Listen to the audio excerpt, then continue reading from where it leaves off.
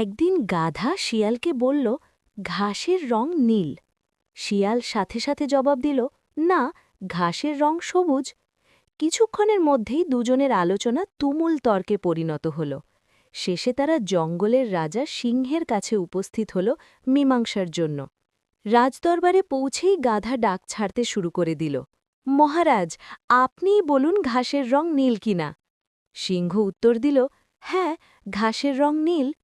গাধা তখন সিংহের সামনে গিয়ে নেচে কুদে নালিশের সুরে বলতে থাকল, শিয়াল আমার কথা মানছে না, তর্ক করছে, ওকে শাস্তি দিন।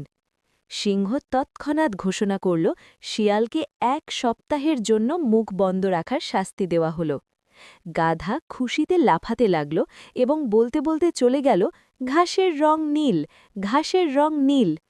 শিয়াল শাস্তি মেনে নিয়ে অনুযোগের সুরে বলল, মহারাজ, আপনি আমাকে শাস্তি দিলেন কেন, যখন ঘাসের রং সত্যিই সবুজ? সিংহ উত্তর দিল, তোমাকে শাস্তি দেওয়ার সাথে ঘাসের রং সবুজ নাকি নীল সেই প্রশ্নের কোনো সম্পর্ক নেই। তোমাকে শাস্তি দিয়েছি কারণ তোমার মতন একটা বুদ্ধিমান ও সাহসী প্রাণী গাধার সাথে তর্ক করে নিজের মেধার অপচয় করেছে এবং এরকম একটা বাজে কারণে আমার কাছে এসে আমার মূল্যবান সময় নষ্ট করেছে। গল্পের মূল শিক্ষা, মূর্খের সাথে কখনো তর্ক করতে যাবেন না।